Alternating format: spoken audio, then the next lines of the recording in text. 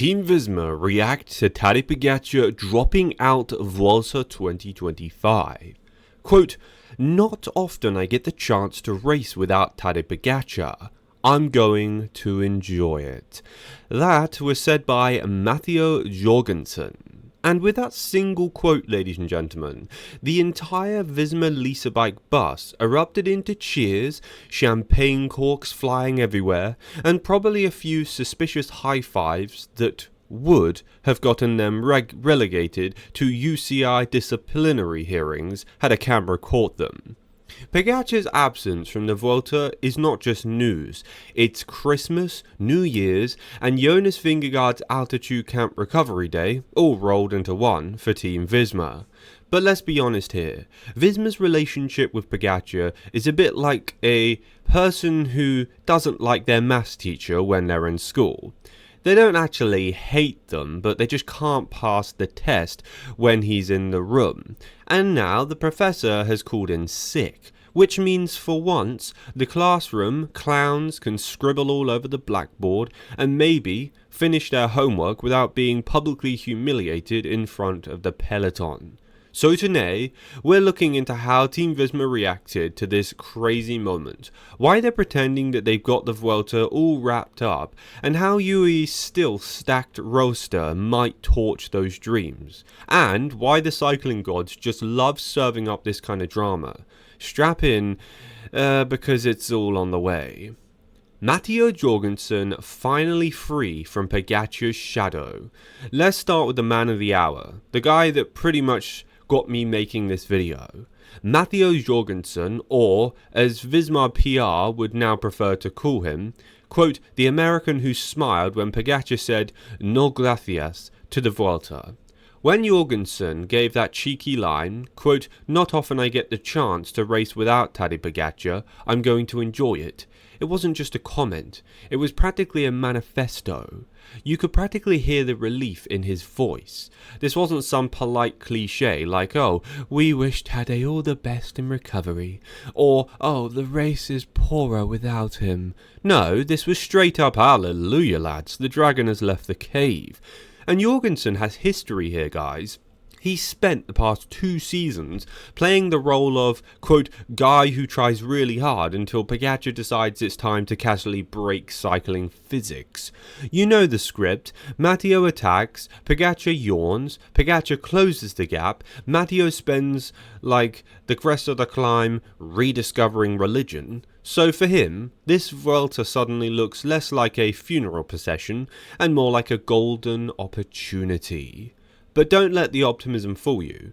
Jorgensen knows the Pogačar-free peloton doesn't mean the peloton is weak, it just means the usual excuse is gone. If he gets dropped now, it's not, "oh, Pogačar was unbeatable." It's, so maybe Matteo isn't quite Tour de France 2.0 after all. No pressure, Matteo. No pressure at all. The real comedy, though, is imagining Jorgensen's group chat with Jonas Vingegaard and Sepp Kuss after the news broke. Jonas, fresh off yet another altitude camp, probably typed something like, quote, "oh good, now I only have to drop a Yuso and Almeida instead of Pogačar." Sepp Kuss, eternal babysitter of Grand Tours, replied, quote, "wait, you mean I have to actually race for once?" And Matteo just sent a gif of himself popping champagne. Team Visma's reactions, a collective sigh of relief. If you could have bugged the Visma bus the day Pogačar's withdrawal went public, the soundtrack would have been an odd mix of Beethoven's Ode to Joy and Wout van Aert singing karaoke. Let's not sugarcoat it, Visma's entire Grand Tour strategy revolves around one terrifying question. How the hell do you beat Tadej Pogačar? And the honest answer for the past few years has been, you don't. Unless he crashes, bonks, or gets abducted by aliens mid-stage. You're basically fighting for second place. So when the news drops that Pogačar wouldn't ride the Vuelta, Visma's sports directors had to be pinching themselves. Gone was the nightmare scenario of Pogačar showing up after winning the Giro and Tour again, just for kicks, and casually stealing another 3-week race because he felt like it. Instead, they're now facing a UAE squad that, while still crazy in power, doesn't include the Slovenian cheat code. Inside the team, the moods shifted instantly. Jonas Vingegaard went from, "Why am I even here?" to, "Fine, I'll try to win this thing." Wout van Aert started recalculating how many stages he could poach without Pogačar launching into a sprint on Angliru for the memes. Sepkus sighed deeply, realizing his annual vacation Vuelta might turn into an actual leadership role again.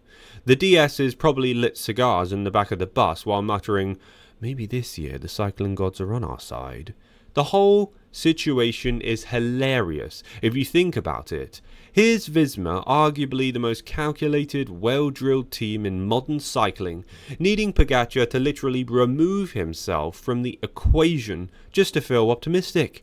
It's like Real Madrid saying, "Well, we've got a chance of Champions League this year because Manchester City decided to play futsal instead." UAE's plan B, still a nightmare, just with fewer teeth.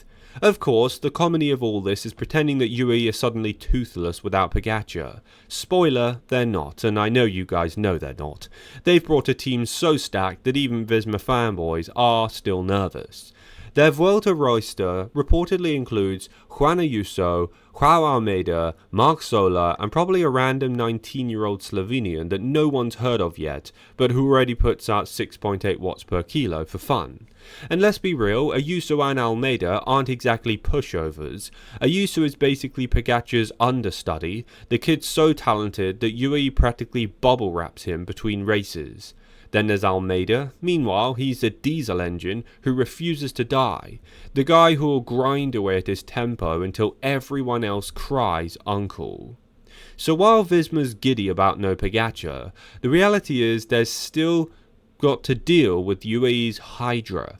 And without Poggi to draw all the media fire, the focus shifts squarely onto Ayuso, which, let's face it, might be exactly what UAE wants. Pogačar not being there means Ayuso gets to audition for next big thing role, while Almeida plays loyal lieutenant.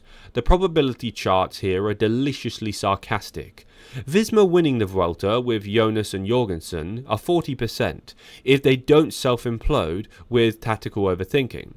UAE winning with Ayuso or Almeida is 50% in my opinion because they still have a stronger climbing core. Some random Spaniard sneaking the red jersey for 5 days, 100%, because it's a Vuelta, guys, and the script demands it. The takeaway? Pogačar's absence makes it easier for Visma, sure, but easier is relative, when the team you're facing still has half the Iberian Peninsula's watts per kilo on lockdown. Predictions, probabilities, and the fantasy that Visma suddenly dominates. So let's pretend for a moment, let's imagine that Pogačar had started the Vuelta, what would have happened? Probably the same thing that always happens. Jonas does this stoic diesel thing, UAE lights it up, Pogačar sprints for KOM points because he's bored, and by stage 15 the GC looks like Poggi at plus 2 minutes, Jonas at plus 2:15, and everyone else somewhere in Portugal. But now, without him, the predictions shift. Jonas Vingegaard actually has a chance to ride conservatively and still win. He doesn't have to burn matches following Poggi's psychotic accelerations every 5Ks. He can actually do Jonas things. Sit, suffer, stare into the abyss, and drop everyone slowly. Matteo Jorgensen gets a free pass to dream.